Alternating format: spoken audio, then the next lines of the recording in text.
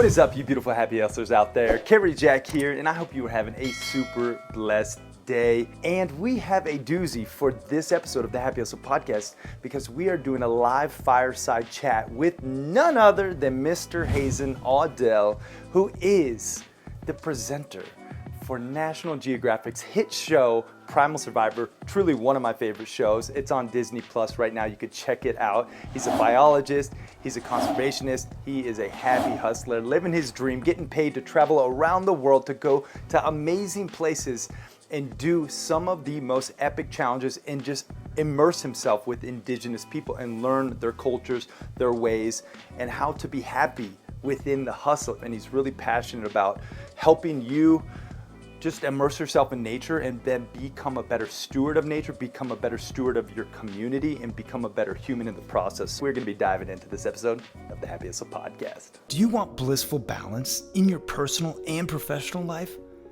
Great. What's up, guys? My name is Kerry Jack, and I wanna help you happy hustle a life you love, one full of passion, purpose, and positive impact. I'm a lifestyle entrepreneur, a professional model / actor, a digital marketing specialist, a podcast host, author, a biohacker, an eco-warrior, a martial artist, a hippie cowboy, and a humanitarian. My goal is to educate, inspire, and entertain you to live a life of passion, purpose, and positive impact. It is time to happy hustle your dream reality. Yee-yee. Cheers. Cheers. Hazen Audel, welcome to the Happy Hustle Podcast, my brother. Very happy to be here. Yeah, man. I mean, this is quite unique, I gotta say. Fireside chat, hanging out here in beautiful Montana for the Montana Mastermind Epic Skiing Adventure. And we've been shredding some POW last couple days, hanging out. It's been a pretty awesome last couple days. And Yeah. then it's only gonna get better. Oh, yeah. All this is gonna amount to, what, about 2 feet of snow? Yeah. Yeah. Yeah, man. Yeah. Yeah. Right, we wake up to this and we charge. Yeah, we're gonna send it tomorrow. Yeah. And, I thought it'd be cool to bring you on the mic because you have one of the most interesting perspectives of anyone I've ever met. You are a biologist by trade, an artist. Mm-hmm. You're also a National Geographic presenter for the show Primal Survivor on Disney Plus, which is one of the longest running shows in TV, right? As for this, for the format that it is with the subject material being a survival show, I've had an incredible run. Yeah. And really, I started off with pretty much no TV experience. and there were some individuals that we could probably get into later, but I think they just recognized something about me. Yeah. Once they kind of found my story and sort of my life, what my lifestyle had been like for the last 10 years prior to filming basically what I've been doing for the 10 years previous. Yeah. And then now we have a show on it, and it was kind of like, I can remember the first time we went to filming, and it was kind of like, you have to make a commitment. This show, we did a pilot, we looked at your life in the wilds. This is amazing. It was National Geographic that it really resonated with. And they're like, no, we would love you. We want to make more shows about what you do and what you love.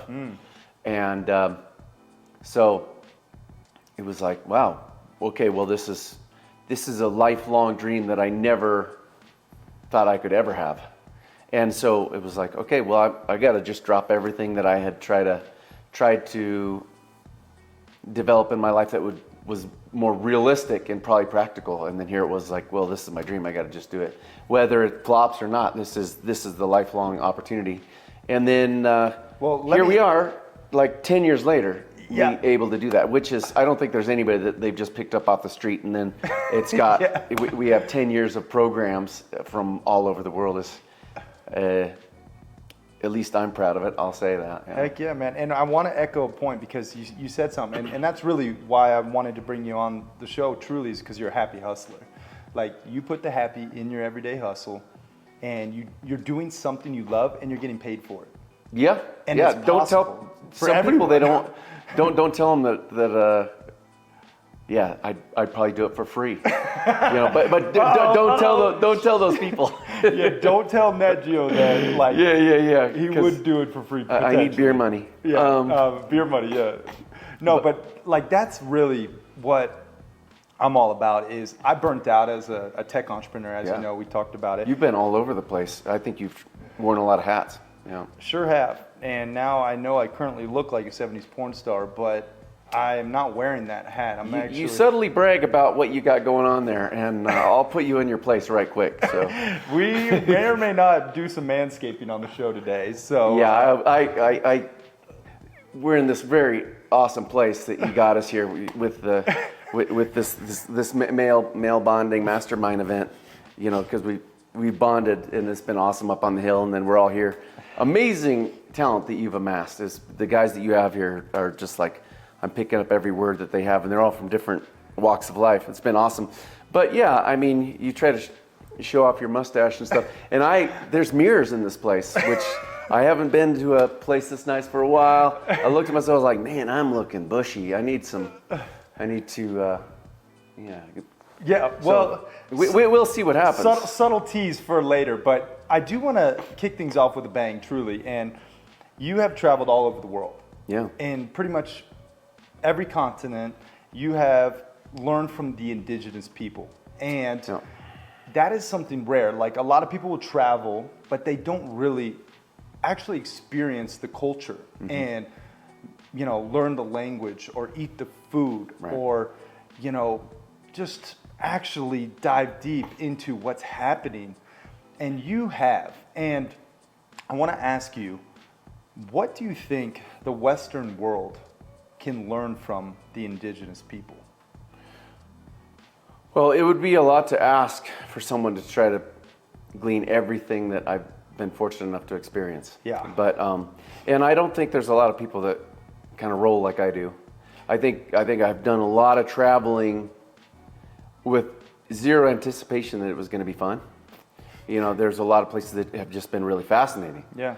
And knowing that this is an incredible learning, it's going to be an incredible learning experience. I never had specifics on what I really wanted to go. I just knew from my experiences that there are these people out here that are under the radar. People don't know about them. They're isolated people, but I've had such exposure to those people, and I guess I've been so impressioned by them from, you know, starting this sort of thing that I've been doing of living in remote places, and then winding up living with remote people. And those people kind of raised me, starting it when I was 18 years old. And so those people you know, somebody that I had developed so much respect for. They trained me up, and I learned so much. And then, of course, those are just kind of places that we've been talking about, like, have we ever lived other lives somewhere else or something? But I just realized that this was where I was most comfortable. I felt most passionate about. I felt like I was learning more than anything else is by being in these communities with these people, and knowing that what these guys are teaching me, I've never had exposure to anywhere else. You can't read it in books. You can't see it on film. It's like being with them. Yeah. And then you come back to a place like my family back in the United States and all that, and I'd keep making these transitions and going, man, I wish I could even begin to explain the sort of growth that I've had and what I've learned from these people. And so I've just kind of always felt like they're very underestimated. There's a lot of people now that I have fans all over the world that it's surprising me. They never thought that there were people that lived like that. And in reality, 50% of the world does not know where their dinner will come from that night if they get dinner. But then seeing that still people with those sort of lifestyles, not even lifestyles, just like their conditions that they're under, they're still thriving. They're still happy. They're raising families in a way that resonates with me so much more than what I thought was what I was familiar with when I was growing up. So yeah, to put it simply, these people are incredibly inspiring. They touched my life so much. All I wanted to do was just express or let the rest of the world acknowledge these people for what they know and how they go about life. And that's something that I want to just really highlight is the perspective that these people have, even though they have so little. I've traveled more than probably most. You've also traveled way more than me. So coming from a place of experiencing these cultures, I've seen people in Thailand on the streets, you know, the land of the smiles, they call it, because they're so happy with nothing. Yeah. And I think, especially in America, we get so caught up with our own,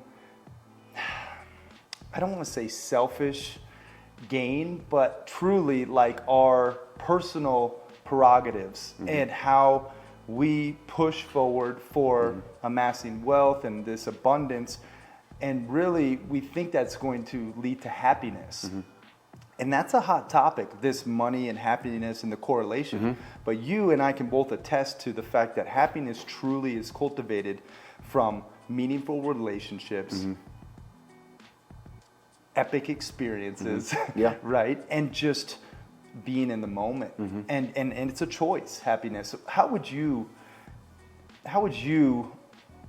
define happiness in your own words, and how have you seemed to find it? Well, I think one thing that what I was listening to when you first started asking that question was,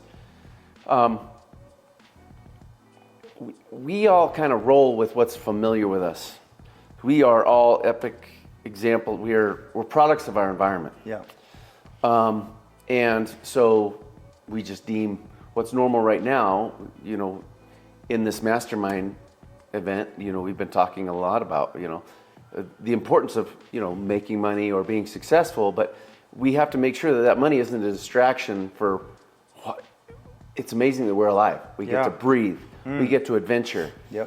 We can have our health. That we shit get to drink a beer by so much more important than making money. But money is important. But if that's our environment, if we just have a Western way of thinking, we're surrounded by this kind of culture that admires money. It's kind of like everybody should be the self-made man. You have to pursue, and we get accolades, we get success from our peers, our family, everybody around us. But I think the one thing that I've gained by my experiences with travel is just knowing that is in itself a distraction. That is something that you have to make sure that we're just kind of trying to follow what everybody kind of demands of us. And it's not going to be money that makes us happy. But we can make money and be happy at the same time. That's like where the modern approach to being a real entrepreneur should be about doing what you love, being so successful at it that you're being rewarded. Hopefully it's with money. The way I look at it is influence.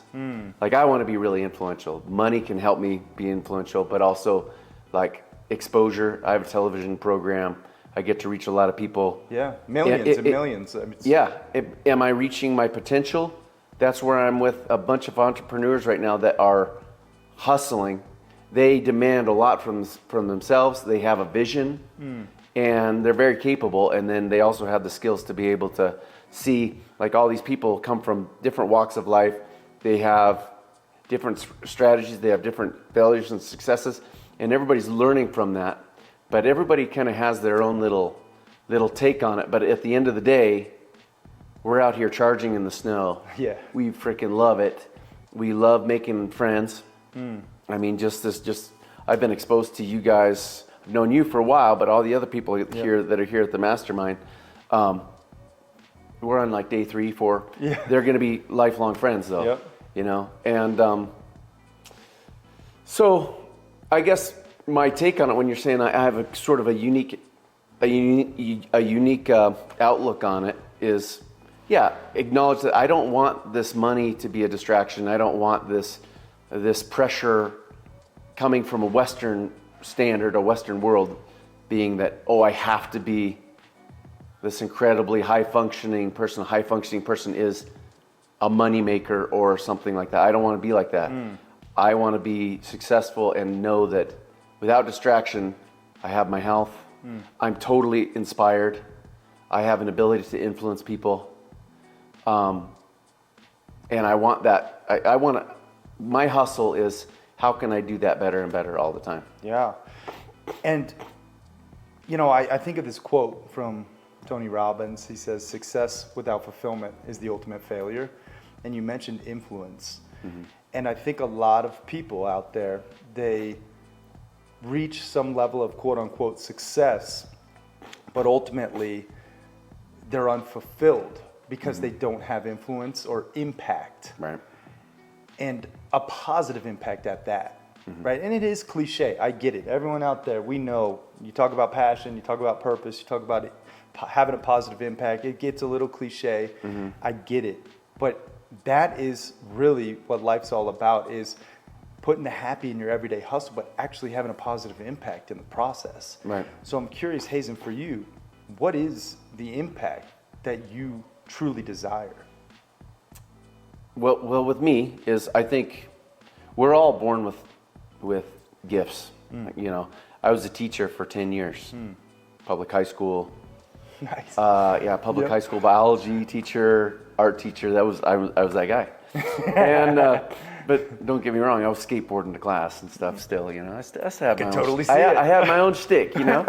But you know, I was a mountain guide. I was a river guide. I led nature trips and expeditions. It's because I just want to share what I love with people. Yeah. And I know that whether it was in the classroom setting, whether it was camping, there were some people really resonated with what I loved.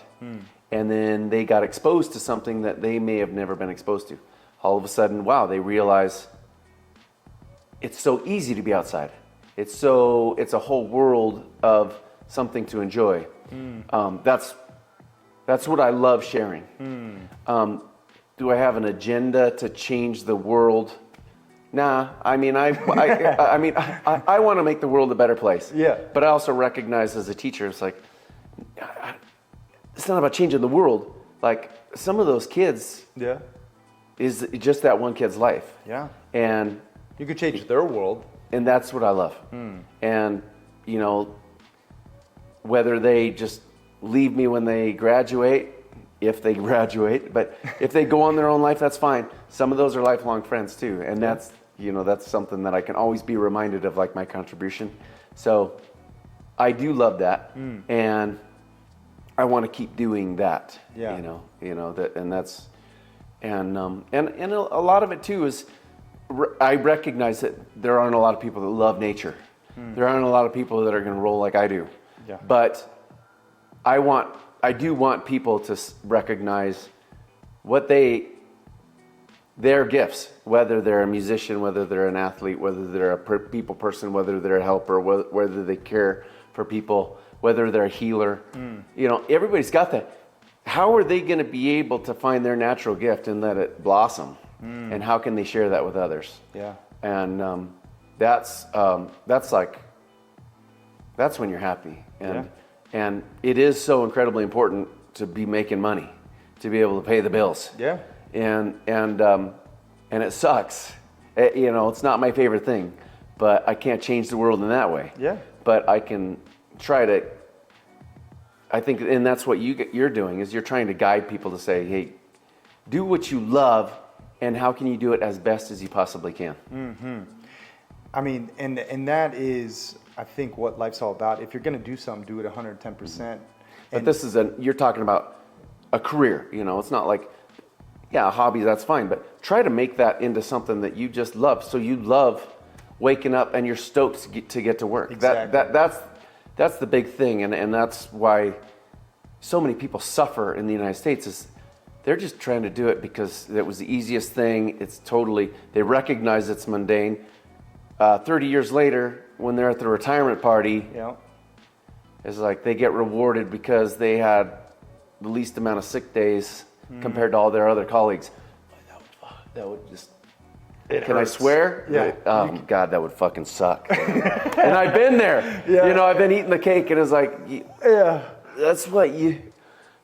No, listen, man. I mean, there is a lot of unfulfilled, unhappy people in the workplace right now. And, you know, I want you to first of all give yourself grace if that's you. If you resonate with that, like if you're like, this this life I created for myself doesn't actually doesn't fill me with joy.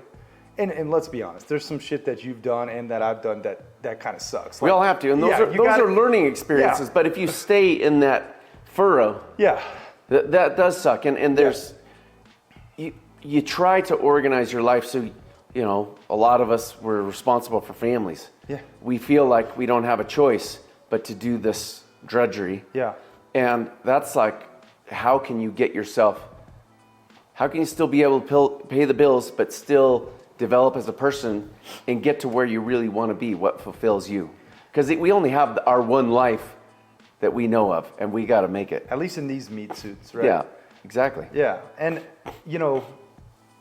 Hazen and I aren't we're not gurus in any capacity. We just figured out at least a way to, again, put the happy in our hustle, make life more enjoyable, and wake up with a little bit of a smile, because we're like, I get to do something that is enjoyable, that positively impacts others, and that is meaningful to me.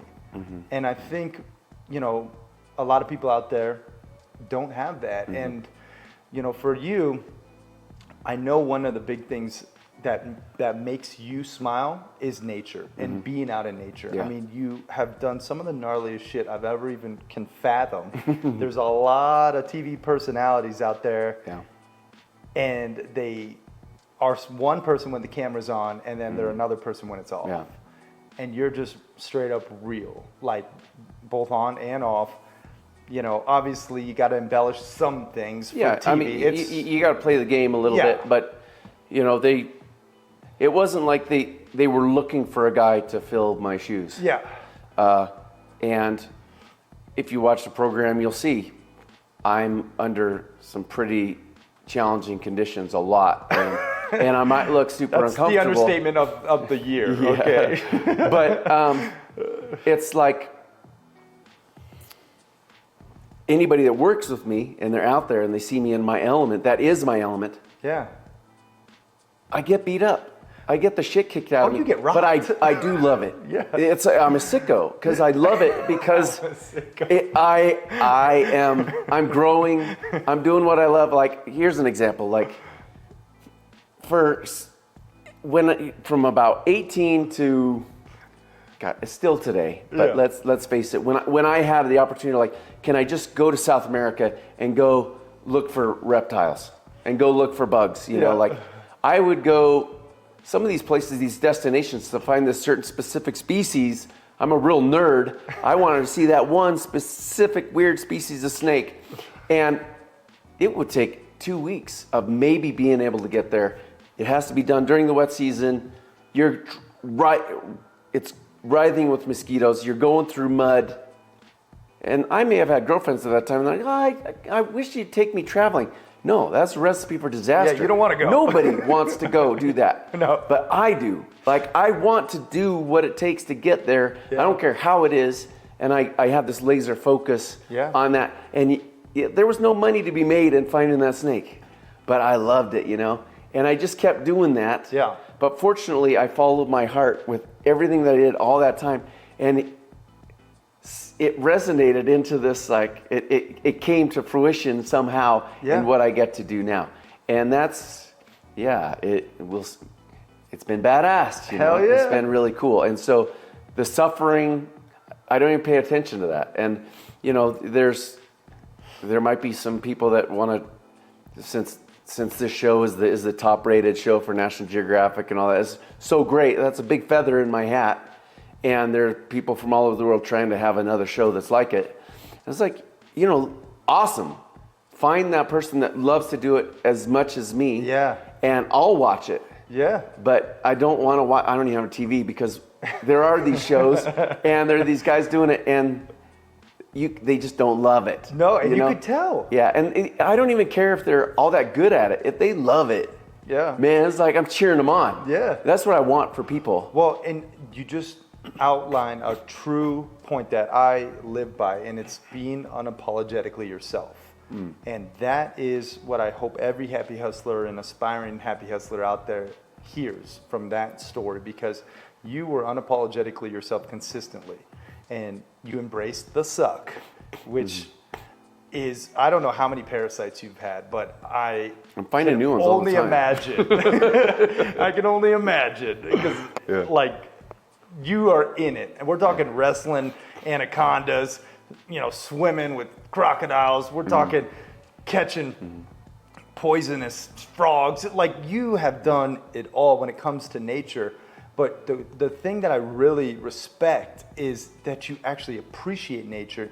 You appreciate and respect the cultures that you are hunting with the indigenous. You are, embracing the culture. You got to be with the best of the best. Yeah. You got to feel, like I said, you're a product of your environment. Yep. If you hang out with a bunch of losers that aren't going anywhere, you got to know that that's probably where you're going to be stuck with if you consider that being stuck. That's true. You got to be with the people that you respect. You want to be around Hence people, why we're here. Yeah. You want to be around people that are focused on their family. They have an amazing family. You hang out with those people.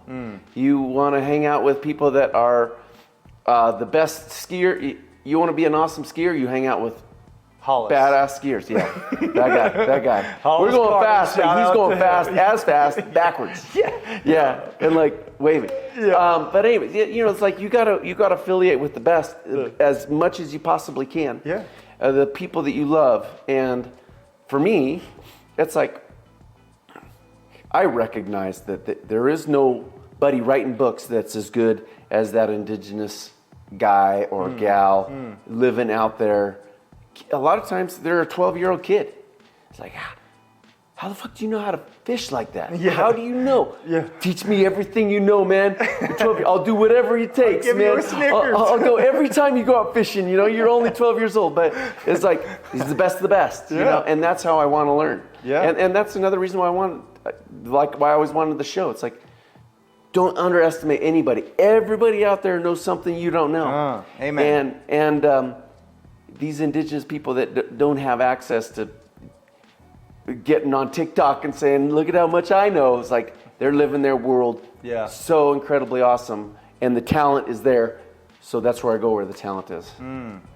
I mean, a lot of gold there, truly. Just to be able to learn from people who are where you want to be. That is something I think that has really shortcut whatever success I have had in my life. Is okay, I see a quality in this person or some type of success, quote unquote, whatever that version is, and I want to emulate it. I want to learn from it. I want to become a better hunter. I want to become a better husband. I want to become a better father. Whatever it is, you can learn from people. We are all standing upon the shoulders of giants from those who come before us. I think the term self-made is bullshit. Yeah. No one's fucking self-made. No. Like we all learn from others. I mean, we should be like a lot of the ninjas. It's like, now you're it's not me. Language. It's, I studied with this sensei. Yeah. I studied with you got some street credit there. Yeah. And a lot of people, they'll see my show, and at least it makes it look like I'm sort of this invincible superhero.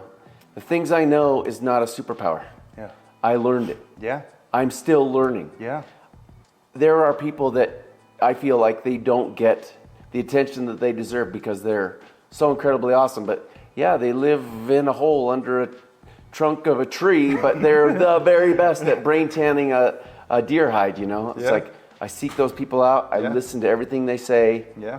And I respect them. Like I know I come from a place where I can really acknowledge their skill and their passion and the tenacity that they've had in their life to be so good as they are. Yeah.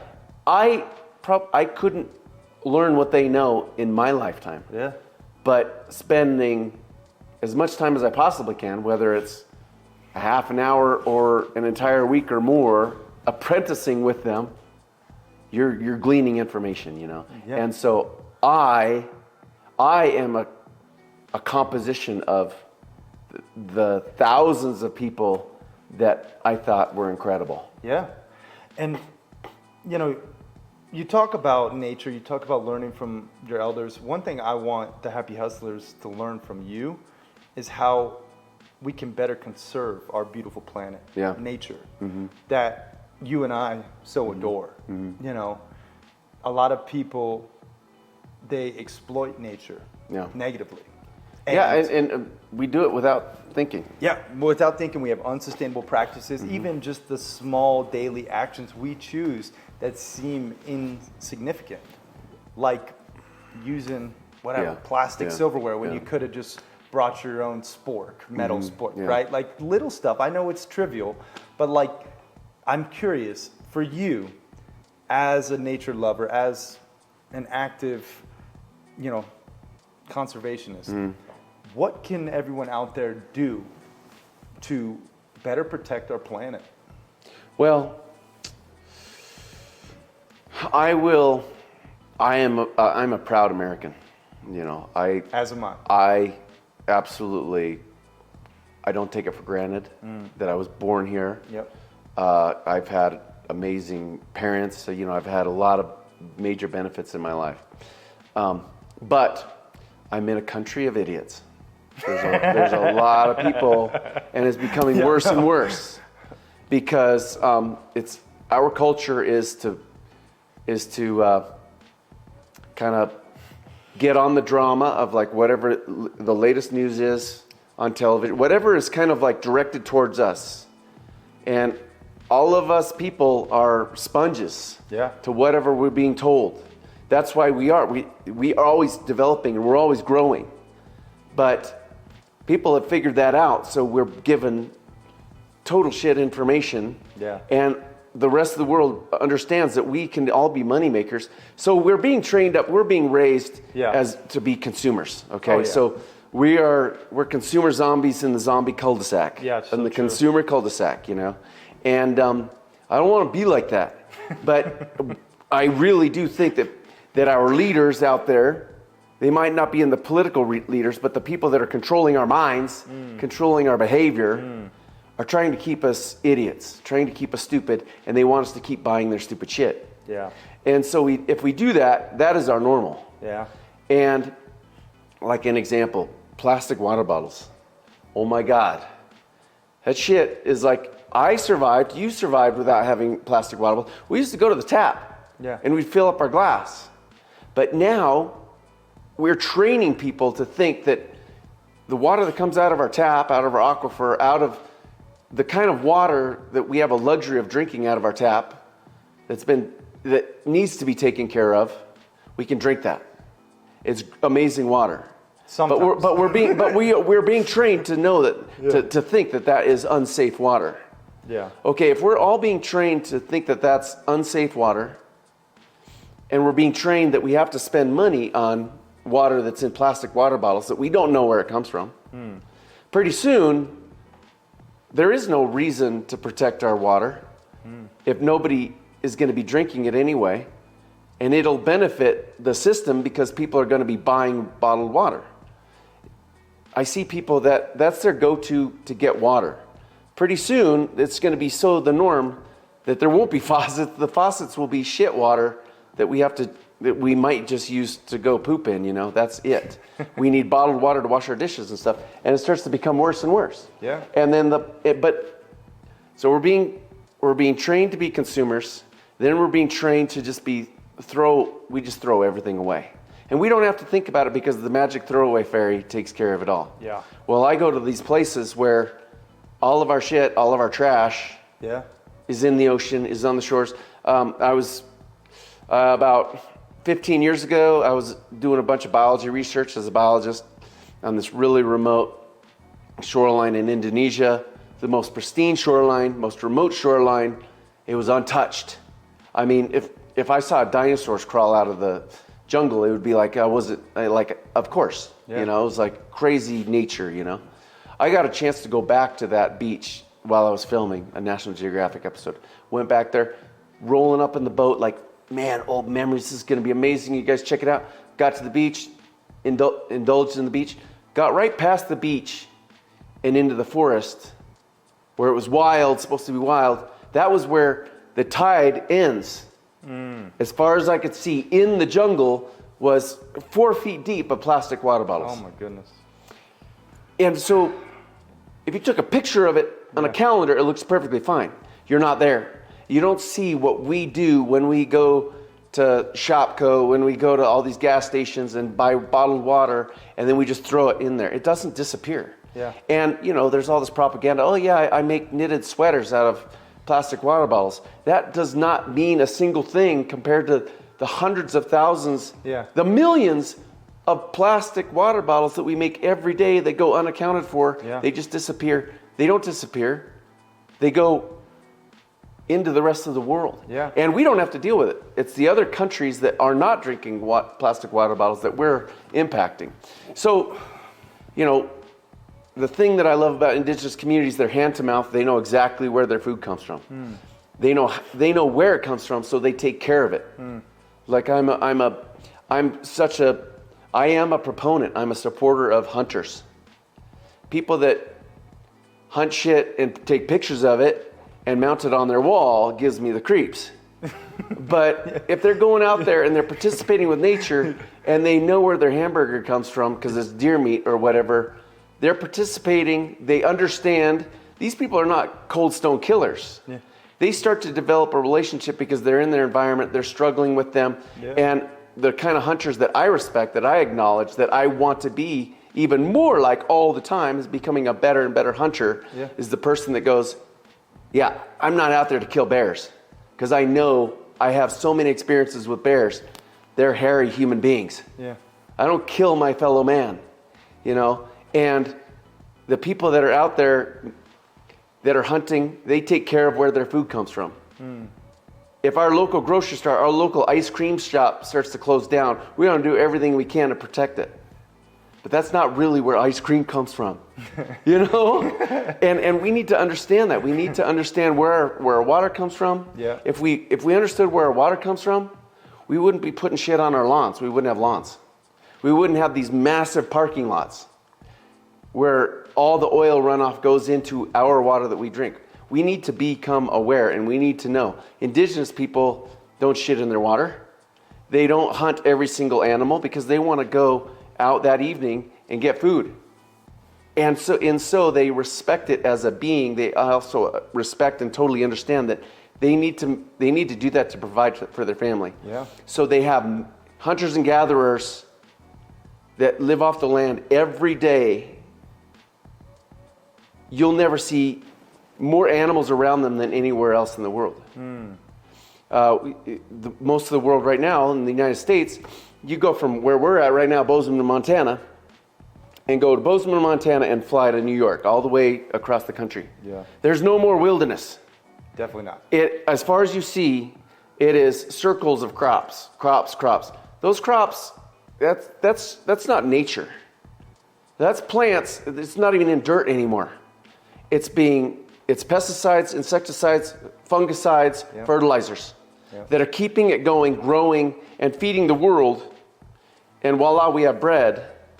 But we need to understand, how can we still grow bread, but also have deer in those fields, have migrating elk go through those fields, have insects, you know, like my grandma grew up in remote Wyoming.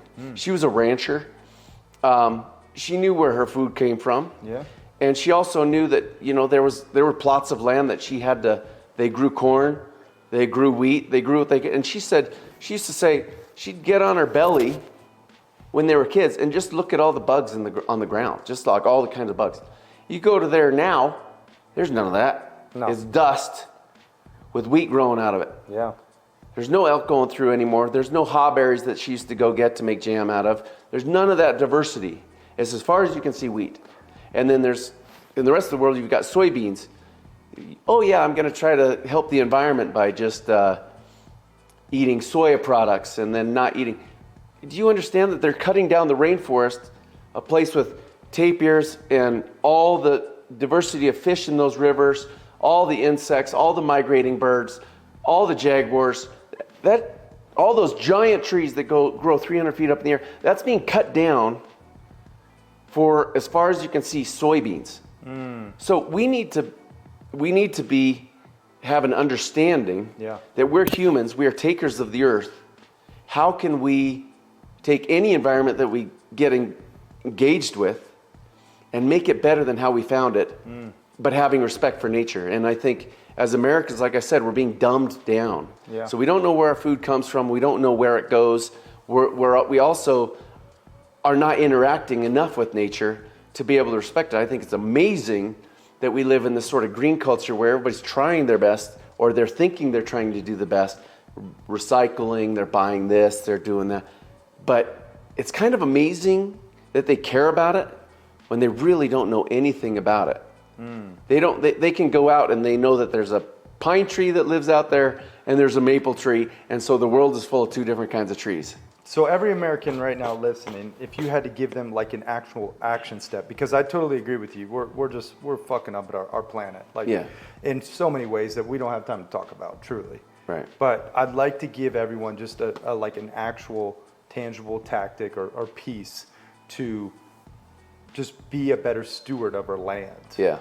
Do you have a call to action that you could give in regards to better on my website right now, as you can tell, I'm pretty passionate. I get fired up about it. But right now, HazenAudel.com/adventure. Yeah. You know, it's an ongoing newsletter. I'm talking about this stuff all the time. Yeah. But right now, you know, I'm trying to talk about how can people get information that's easy. Yeah. Like I said, it's not a superpower to understand this stuff. And it's not like you have to be fascinated with nature to get into nature. It's a process, but it's so easy because it's part of our DNA. We've been living off nature for 500,000 years. Yeah. If we didn't get nature, none of us would be having this podcast right now. That's you know. true. And so it's easy for us to do. Yeah. But you just open up a book. You know, I take it like this. My dad used to spend every August, take off from his work and be with his son. This guy. Nice. And he'd just he'd go and we'd pile up in the Suburban, and I'd open up my snake book, and I'd say, I want to see this kind of snake. This is where it lives. I knew everything about it, elevation, this and this kind of grassland habitat. And he'd just go. Didn't know shit about snakes. Didn't even like snakes. And then while we were doing it, we would go camping. He taught me how to fish. Does my dad know anything about fish? He doesn't know shit about fishing. But he took me fishing nonetheless. He took me out there just to be outside. And I did my natural DNA thing. Yeah. I engaged with it. I became uncomfortable with nature. Yeah. I became comfortable, not uncomfortable, comfortable with nature. I was lifting under firewood and looking at something simple like a tree frog, a little mouse. I put it in a tin can, check it out for a little while, let it go. You know, those kind of experiences makes us like, oh yeah, we should all be doing that. Well, we're part of nature. We are part of nature, and we're in a society that thinks that we're separate from it. Yeah. But for me, I find peace in it. It's how I understand the world. Yeah. I want other people to try to get that too. Amen. It's like, I'm a healer. This is my slant on how to heal you. Yeah. Is, come on, just go hang out with me. You might just learn 2 names and 2 new trees you never saw. Yeah. It's not about you knowing a new tree. It's just you looked at it, it's like, wow, I never knew that one had 5 needles and it grows like that. And when it grows like that, there's that squirrel. And it starts to cast this like exponential knowledge. Yeah. You don't have to know the name of everything, but you just familiarize yourself and you start to become in tune with it. And that is the beauty of just immersing yourself in nature, and really just you start to appreciate what's going on around you, the ecosystem.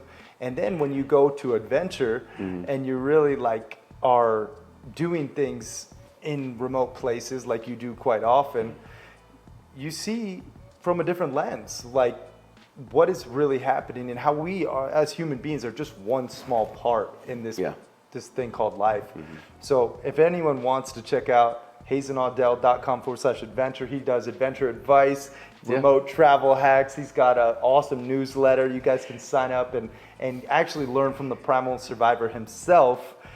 And you got some really cool courses coming out, events, you're speaking. I am kind of all over the place because I've, there's workshops and now I'm amassing talent now to like be able to share, and I myself learn from it, but it's like, I want to share with the world what these people know. But with HazenAudel.com/adventure right now is like I'm working on just things that I want to talk about to try to get people to travel, not to like, I went to Club Med, it was totally amazing. It's like, nah, I don't want that. Like, go there, it's so simple. You can do it totally on a budget. Yeah. You know, you can go outside without needing to spend $1 million. Yeah. But like, these are the kind of people, these are what you learn. This is how easy it is. Yeah. You're not going to go there and get kidnapped. You're not going to go there and get diarrhea instantly. Not instantly. Maybe. Not instantly. Give it a day. But like, you know, there's like, this thing that I'm writing right now is like, how can you easily go? Yeah. It doesn't cost a lot of money. Simple tricks that will enable you to have a life-changing experience. Yeah. I love it, man. Whoa. Apologies for interrupting your programming, but I have to tell you, the best investment you can make in yourself is one in which helps you acquire skills. You've probably heard people talk about, oh, just invest in yourself and you'll be successful. Yes, that's true to a degree, but you have to invest in skills that will ultimately help you achieve your desired results. And I think one of the best skills one can possess, be it an entrepreneur or an aspiring entrepreneur, is the sales sword. Really knowing how to sell, utilizing pressure-free persuasion, which will make you more money and more impact. Now, if you want to know how to sell more efficiently and effectively, I just launched a sales course called The Proven Roadmap Process to Selling Millions of Dollars and helping you to increase your conversions, guaranteed. And you can get access to this new sales course that The Happy Hustle is launching at thehappyhustle.com/sales. And if you act fast, you'll get it at the lowest price it'll ever be available, because we are launching it and we want to gain amazing testimonials and social proof to further share this knowledge. So if you act fast, you can get it at the lowest price it'll ever be. That's at thehappyhustle.com/sales. Now let's get back to this episode. And I do want to open it up to the audience, our awesome Happy Hustle brothers here, to essentially get some other questions for you. I mean, you've done so many different things, but I want to open it up and actually see. I know we got Grant, Kenzier, and Hulls, Carter, and a couple others here that are tuning in. Yeah. Let's take a question. They're not even sleeping either. Yeah, Hollis, do you got a question for us that maybe you're pondering? Yeah. So this morning, actually over breakfast, we talked. Obviously, we've talked about the nature side of it and taking care of the planet and figuring that out. But you hit me kind of hard with the cultural and community side of it. Mm-hmm. And I know we don't have time to get into that whole bag of donuts right now. But if you were able to give people one piece of advice that you've learned from your travels and seeing people in happy communities who aren't living in capitalist societies and things like that, what's like one tweak they could take into modern society and how they're interacting with people in their community and just in their day-to-day life? That's like a simple thing. Well, I think when you said interact with your community, you know, how can they do that? What they need to do is interact with their community. They need to, we're talking about a culture that I think we can say it's thriving. Man, it's like so incredibly fragile. Yeah. And where's the meaning? When we were kids, when we crashed on our bikes, the neighbors came out and helped us. Yeah. It was not a threatening environment. We knew who they were. They knew who we were. Yeah. They took care of us. Now we're becoming trained to be like, we have our blinders on. Yeah. This is my house. This is my house. They're my CDs. Yeah. They're like, do people have CDs anymore? You know, I don't know. like, but anyways, that shit is not important. Yeah. And sometimes we're all craving it. Humans are not meant to be these individual entrepreneur, like they said, self-made men. No, we're not meant to be. We're meant to be collaborating. We're meant to be, and it's not just that. We're meant to be like hanging out. And you get outside of the United States and you get into these other places around the world, you realize nobody's doing anything alone. When somebody's changing a tire, all their dudes are just hanging out. The one dude's hanging the tire, but the other guys are leaning on the window and they're just like hanging out. Because nobody wants to be alone. Nobody does anything alone. There's always somebody to help you put a window in your house. There's always somebody there that just wants to there's no real reason. In the United States, we got a schedule. Yeah, well, from about 9 to 5 on Wednesday, we can go have coffee. I can squeeze you in. It shouldn't be like that. Yeah. People should just be able to come in, hang out, and they don't have to be just like us. They're all resources of love. Yeah. And so the more people we have, the more trust we can have with people. We have a support group. If some people are scared that the shit's going to go down in the United States, and they go dig themselves a bunker and they start hoarding all this ammo and shit like that, nah, they just need to know their neighbor. Yeah. Their neighbor needs to know that if anything happened, you would be there for them. You want to be that kind of woman. You want to be that kind of man that people know that, like, he would do anything. He'd give me the shirt off his own back. It can be for men, women, all things. We all need to be there supportive. It doesn't matter, like, what their political views are or anything. We acknowledge that people are here to take care of us. Yeah. And we need to hold ourselves accountable. Yep.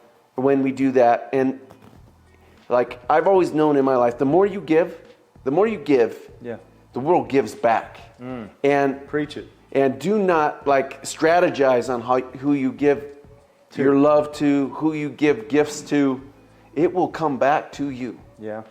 And so like how do we change? We become more involved with our community. Our direct community. We can change the world by acting locally, they say, yeah? Yeah. And that's what we need to do. Get to know your neighbor. Like love our brothers. Love our neighbors. Like that, Grant, you got a question you want to pose? So many questions, but first, just endless gratitude for you, Hazen, and for all the happy hustlers out there. I've been tuning in to Primal Survivor for 10 years, learning from Hazen myself just through your program, and it's empowered me to travel to 45 plus countries, working with indigenous communities and refugees purely because of your knowledge, and you've been such an inspiration in my life, fighting for nature. Thanks. Well, you got us here. Thank you so much. No, this is great. Yeah, and your love for nature, is visceral, and like just everything you do. You see it just snowboarding this week. Can see you out there just having the time of your life. This grin, and just bringing that happiness out there. And like I think all the cultures you've seen around the world, so many unique tribes, and I think we've talked about parts of this, but like if you were looking at some of these cultures and the unique traits of happiness that they each like what are some of those common denominators of happiness in each one of these communities that you see? What I see is the common theme. Yeah. Is that their happiness is based on their community, on the health of their family, their kids. That is what their happiness is. We have we keep ourselves, we have high stakes for ourselves in happiness as from being an American. Again, we're exposed by all these things that are facades of what makes us happy, examples of people that are happy. It's just because we see them on, our heroes are people that are intangible, for one thing, like the way I see of like people that we think we know are like the rapper in LA, and that's my hero. No, it's not. You don't know anything about that person. They make good TikTok videos. That's it. That's not going to make you happy. And we think we have to be as happy as that person is like gloating about. Nah. But what I have found around the world, in especially places that live in really challenging environments, it's impoverished. Money's not nearly as much of a factor as it is here in like Western or modern, quote unquote, modern places, their lives, they don't have nearly the kind of, money, opportunities, all those things that we have. But so they have to put their energy into the people that are around them. The kids, the community, the people where they go get bananas from, those kind of, their community. Yeah. And so that's what keeps them happy. Here, I was going on a little bit of a tangent, but in the United States, it's all about ourselves. The people that are getting accolades are because they're self-absorbed. They're those independent, self-made woman, power man, all that stuff. That dude, that lady is doing it all on her own. Or pretending they are, at least. Yeah, but when they're doing it, it's lonely. Yeah. It's lonely, and you get lonelier and lonelier because to do these things, sometimes you have to isolate. You have to leave people behind. Yeah. And that's what we're being given respect to do. And that's unfortunate. And then pretty soon, we don't have a support group because it's lonely at the top, or it was lonely to get here, or we're such individuals in the United States. It's not great that we are. What we need to think about is caring about all these other people and making sure that they're happy. And that's what I see with these people that from on the surface when you first go in there, it's like, yeah, like I said, they live in dirt floor, they don't have electricity, what are they eating, all that stuff. But they're still smiling all the time because they're never alone. They're always with people, they're always eating together, they're always working together, they wake up together. Nobody grows old by themselves. They grow up with, they die at an old age with the person that they were born with, that they spent every day with. I look at a lot of these tribes that are like, I think a lot of hunters get like the hunters and gatherers on my show. They get like a lot of people pay a lot of attention to them because they're kind of like the superpowers. But I want to say, like, look at the women that are taking care of the kids. They're not just taking care of their kids. They're taking care of the community's kids. Yeah. And they would take care of every small child as if it was their own. And that makes them happy. They're never alone. They're loved by not one kid. They're loved by 15, 20, 30 kids. I love that. And you see those women too. They're not cooking alone. They're cooking together. They're always supporting each other. They're always going out in the garden and growing vegetables together. They're always out going and harvesting and getting fruit together. The hunters, like I look at, my best friend that I love dearly, very influential in my life. God, he lives across the country. I might see him, if I'm lucky, once a year. But in these other places of the world, that best friend, they did everything together. Every waking hour they hunt together. They cannot hunt without each other. Yeah. Imagine that kind of bond. Like, I'm sorry, but Westerners in the United States have no comprehension of even having a family member that they're living their life with every day in and out. Without having those skills, we're like, I don't even like my brother. I don't even like my sister. But in those kind of places that we might think that they're not as advanced, not as modern, not as sophisticated, they have all the skills to be able to make those enemies their hunting partners and the people that they love. And that is learning. We don't have to learn it because we can just we can burn bridges left and right. We can find a new friend on Facebook. And that's fake. It's not going to get you anywhere. I mean, you mentioned community multiple times. I think that's a huge theme throughout this. And just to bring it home, I want to, kind of parlay into some of my more traditional happy hustle questions that I ask all my guests. And I like to ask these 3 questions in 3 different disciplines. We call them happy hustle hacks. So these are short, power-packed, a tip, a tool, a tactic in different arenas of life. First being health. You keep yourself in pretty great shape. I have watched you absolutely shred the gnar and maybe hit a kid or two, maybe a tree, who knows. But this guy's a shredder. And if you're slow, you get ran over. We'll edit that. But very community. I mean, I made sure he was okay. Yeah, no, for sure. Only the strong survive. That's Primal Survivor. That's why we're here. But no, your health is a priority, and I'm curious, like, do you have a happy hustle hack in this arena for health? Maybe something that you do that maybe is a little unique besides parasites, that you can share? I recognize that we all should be very intentional about our health. We have one of our members here at the Happy Hustle. He said it so well. He's like, we were talking about like, we need to eat good food. It's even better if we know exactly where our food comes from and play a part in that. Yeah. If we have wild land that we conserve, that we own, that we try to get as many deer from as possible, we make that environment really healthy. Yeah. And we have more deer. We have more meat. We're healthy. Same thing with our gardens. Same things with all that stuff. But we need to put that stuff into our body. We are what we eat. Yep.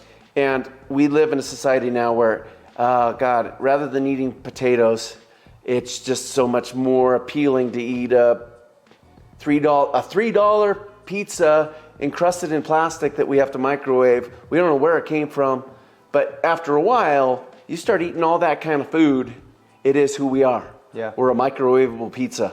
Yeah. You know, in our brain, in our organs, and that's, you know, so you gotta, once you start eating healthy, Yeah. that's all you really want to eat. Does it cost more?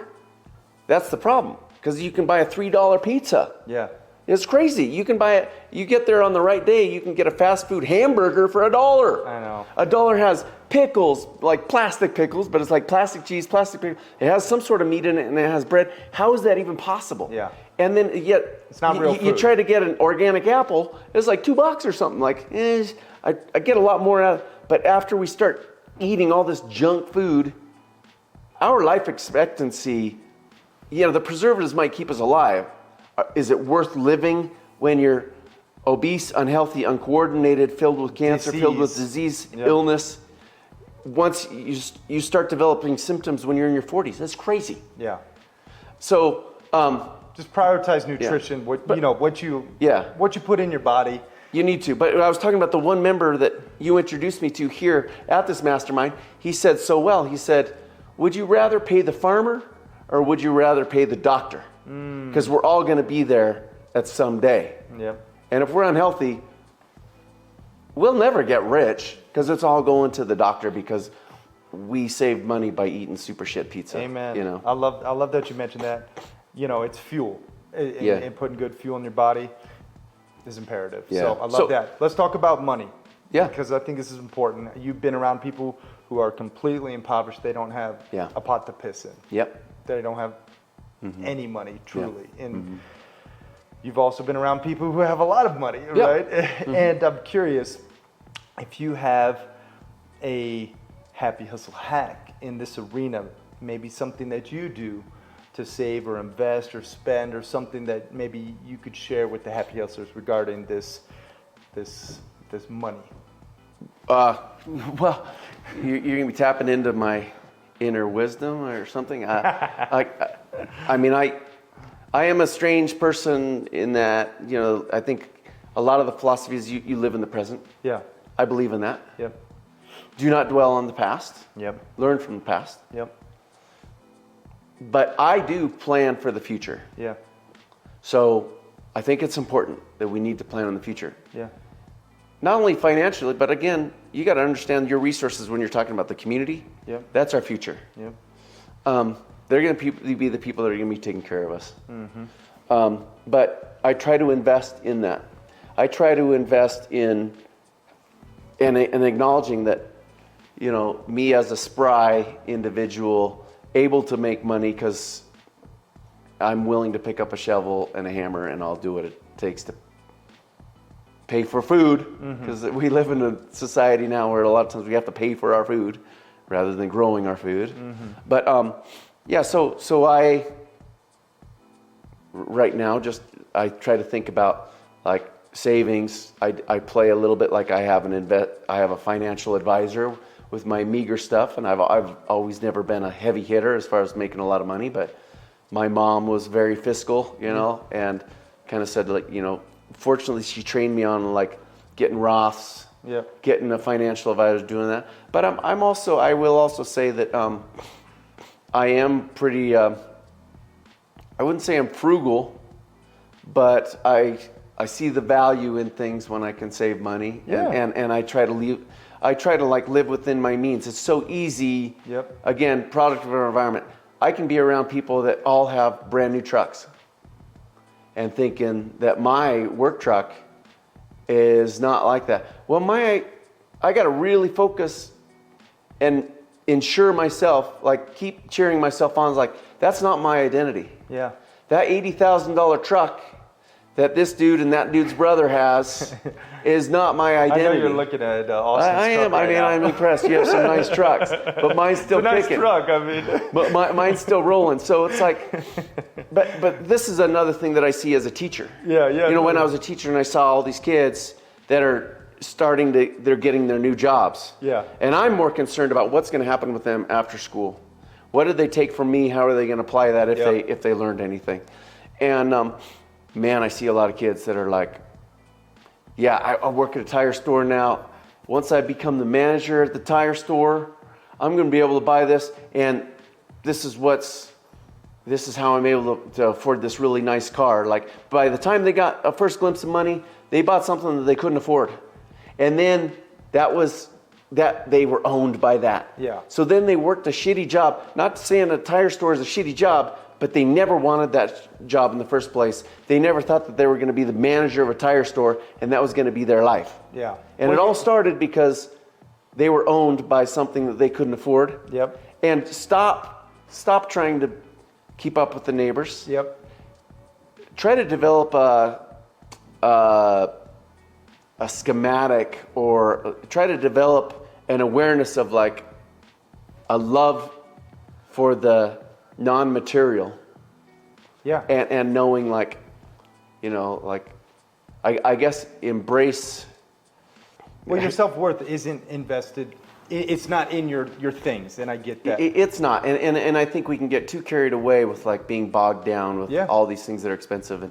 And I will say, I was talking with this very. I'm going to cut you off because we got dinner soon. We're going to move on to the next question real quick, and then. All right, yeah. Because good. Because what I was going to say was not going to be important at all. I know. I figured. No, I'm kidding. No, it's Everything good. you say is important. No, I know. Spiritual connection. I want to ask sorry. you, when it comes to happy hustle hacks, how do you connect to a higher power? Do you have something in this arena? Short and sweet. Give it to me. Man. Okay. I don't take my life for granted.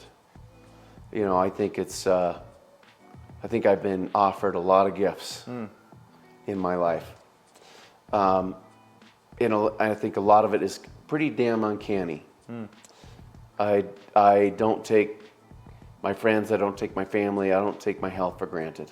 I think that's pretty cool. I love that. That's powerful right there. I do want to put you through the rapid fire round, and then we're going to wrap this up. This is basically where I just ask you random things, and you just answer honestly. First thing that comes to mind, okay? Okay. And this is rapid fire. Yeah, okay. Okay. Favorite food, go. Toffee ice cream. Favorite movie. The Christmas Story. Favorite book.